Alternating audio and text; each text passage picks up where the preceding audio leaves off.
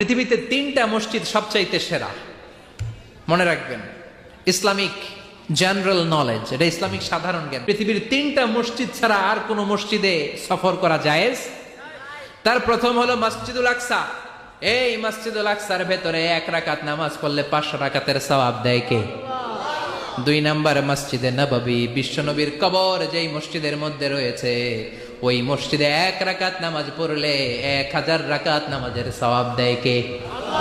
3 number মসজিদুল হারাম, যেই মসজিদুল হারামের মাঝখানে আল্লাহর ঘর রয়েছে, ওই ঘরে 1 রাকাত নামাজ পড়লে 1 লক্ষ রাকাতের সওয়াব আমল নামায় দিবে কে? আর যদি জামাতে পড়েন আরো 27 গুণ বেশি, তার মানে 1 রাকাতে 27 লক্ষ রাকাতের সওয়াব। সুবহানাল্লাহ কইবেন না?